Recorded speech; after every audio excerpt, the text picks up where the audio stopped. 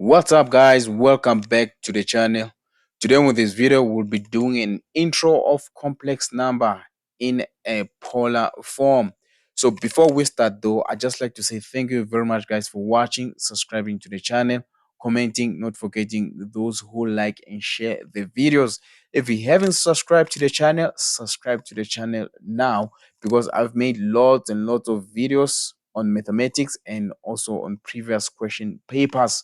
If you want to see more questions to be solved and more question papers to be solved, subscribe to the channel. All right. So, guys, let me continue with this intro here. So, on this intro, we'll be focusing on the polar form. But before we do that, I'd like to inform you guys that complex numbers has two forms. One of the forms is the rectangular form, which consists of a real number plus an imaginary number.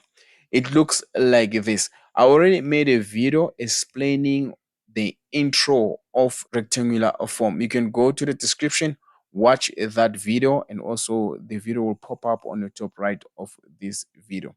So another form for a complex number, which is the one that we're going to focus on, known as polar form, it looks like this. You have complex number, which is equaling to r. This r stands for modulus, radius, hypotenuse as well, multiplied by cos theta plus imaginary sine theta.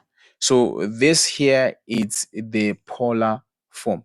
There is a shorter way of writing the polar form, which looks like this. Z is equaling to r, and then we have polar, and then we have theta here. This theta, by the way, means argument. So on this video, I'm going to show you guys how we move or how to derive from the rectangular form to the polar form. So before I do that though, I just want to remind you guys that when we look at our Cartesian plane or our Agad diagram, we know that the real number is represented by x, and then the imaginary number is represented by y. Just in case you don't know much about the Agad diagram, I've made video on Agad diagram. You can go to the description and also on our top right of this video. That video shows you how to plot the Agad diagram.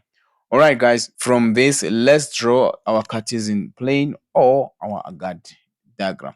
So for complex numbers, guys, the Cartesian plane, it also has the x-axis and the y-axis. But in this case, the real number is actually the x-axis, and then the imaginary number is the y-axis. So for y-axis, I'm just going to write m for imaginary. And then for x-axis, I'm just going to write the with real. But then we have the origin as well.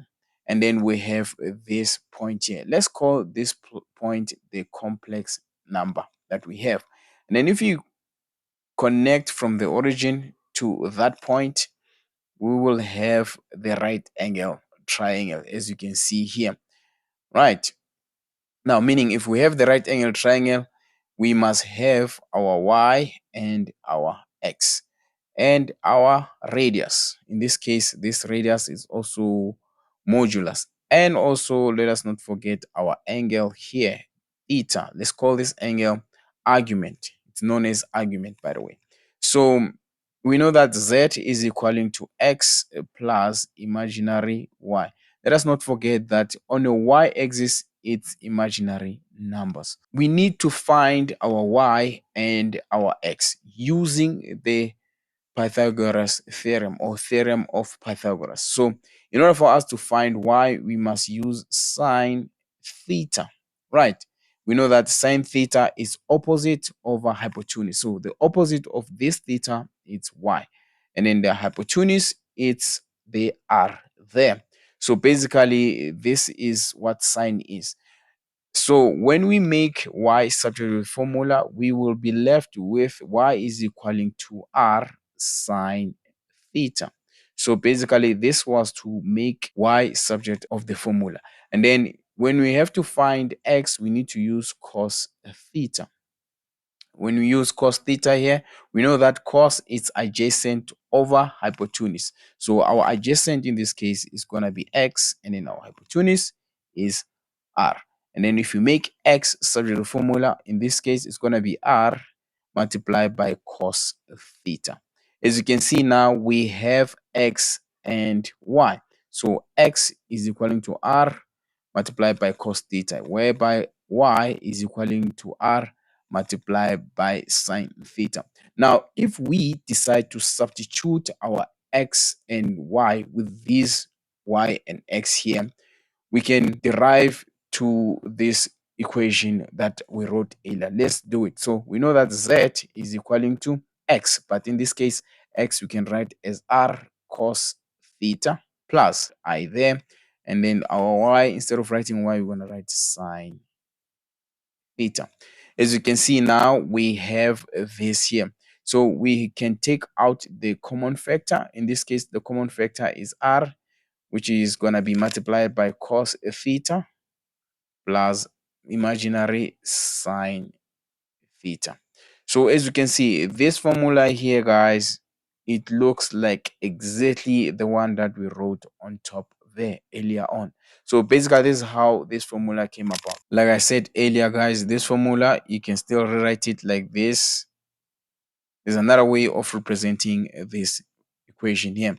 So guys, as you can see, this is what we call the polar form. Now we can use this polar form to go back to rectangular form. If you are given in a polar form, we can use to go back to rectangular form. Also, we just derive this one this way. So I hope you guys managed to understand this. Just in case you didn't understand, do not forget to go to the point where you got lost and rewatch that point.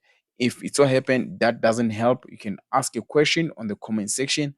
I will help you to my level best. Now, on the next video, I will show you guys how we change from polar to rectangular. All right, guys, just in case you haven't subscribed to the channel, subscribe to the channel. Don't forget to like the video if it really helped you to understand, and also share this video to your friends. Thank you very much, guys, for watching. Till next time, cheers.